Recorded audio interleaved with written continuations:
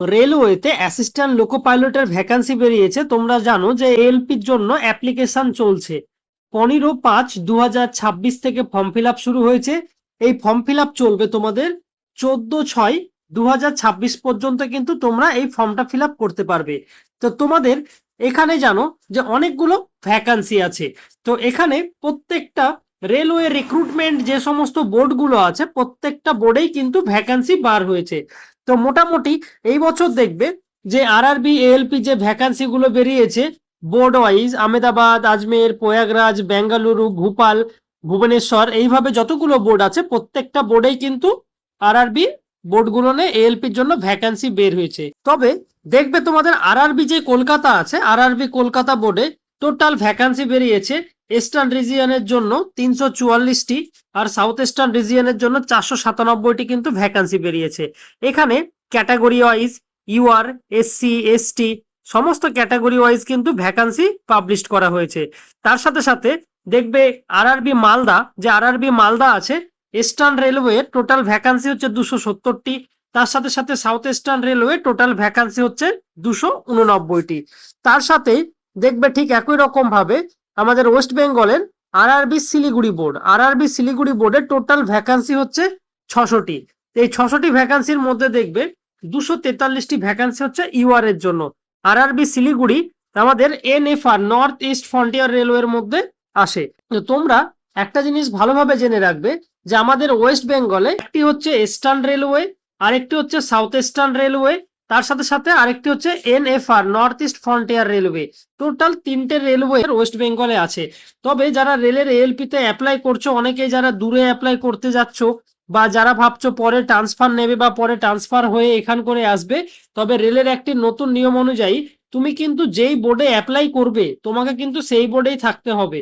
তবে সেই ক্ষেত্রে এক বোর্ড থেকে আরেক বোর্ড যাওয়া বা এক বোর্ড থেকে আরেক বোর্ডে ট্রান্সফার পাওয়া কিন্তু খুব সমস্যা। তবে তোমরা যেখানে অ্যাপ্লাই করবে, আমাদের ওয়েস্ট বেঙ্গলে যে সমস্ত স্টুডেন্টরা আছো যারা এলপির জন্য এলিজেবল আছো, তোমরা তোমাদের যে নিয়ারেস্ট জোন আছে চেষ্টা করবে নিয়ারেস্ট জোনের মধ্যেই অ্যাপ্লাই করার। কারণ তুমি অল ইন্ডিয়া যতগুলো আরআরবি বোর্ড আছে, তুমি সমস্ত আরআরবি বোর্ডের মধ্যে যে কোনো একটি বোর্ডেই কিন্তু অ্যাপ্লাই করতে পারবে। সে তুমি কলকাতাতে অ্যাপ্লাই করো, বা রাঁচিতে অ্যাপ্লাই করো, বা ভুবনেশ্বরে অ্যাপ্লাই করো, বা ব্যাঙ্গালোরে অ্যাপ্লাই করো, বাট তুমি এখানে যখন অ্যাপ্লাই করবে পার্টিকুলার তোমাকে সেই বোর্ডেই কিন্তু থাকতে হবে।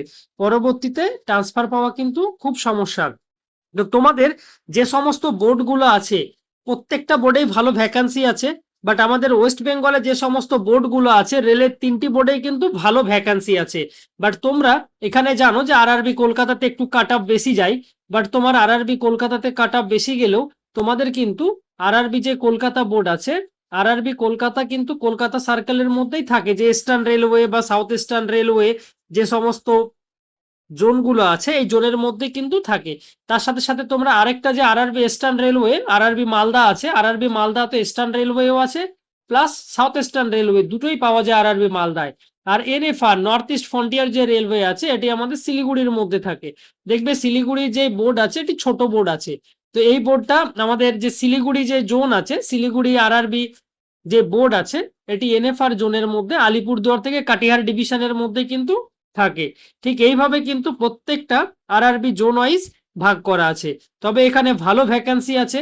তোমরা চেষ্টা করো যে নিজেদের যে জোন আছে বা নিয়ারেস্ট যে কাছাকাছি তোমার যে জোন আছে সেই জোনে অ্যাপ্লাই করার। বাট তোমরা চাইলে বাইরেও অ্যাপ্লাই করতে পারো, বাট বাইরে অ্যাপ্লাই করতে গেলে তোমাকে কিন্তু পুরো যে সার্ভিস লাইফ আছে সেটি কিন্তু ওখানেই তোমাকে কাটাতে হবে। সেই ক্ষেত্রে ট্রান্সফার পেতে পারো, বাট খুব সমস্যার হয়ে থাকে ট্রান্সফারের জন্য। তো তোমরা যারা ভাবছো এএলপি তে অ্যাপ্লাই করবে, তোমরা একটু দেখে শুনে অ্যাপ্লাই করো। আর যার যেখানে যারা ইউআর ক্যাটাগরির আছো, যেখানে ইউআর ক্যাটাগরির সিট সংখ্যা বেশি থাকবে সেখানে একটু চান্সেস বেশি থাকে। আর যারা এসসি, এসটি, ওবিসি ক্যাটাগরির আছো, তোমরা জানো তোমাদের কাট অফটা কিন্তু কম যায়। তো তোমরা সেইভাবে কিন্তু অ্যাপ্লাই করবে। তোমরা এই চ্যানেলটাকে সাবস্ক্রাইব করে রেখো আপকামিং যে কোনো গভর্নমেন্ট জবের আপডেট পেতে। আর railway, ALP, technician, group D সমস্ত কিছু আপডেট কিন্তু এই চ্যানেলেই তোমরা পেয়ে থাকবে।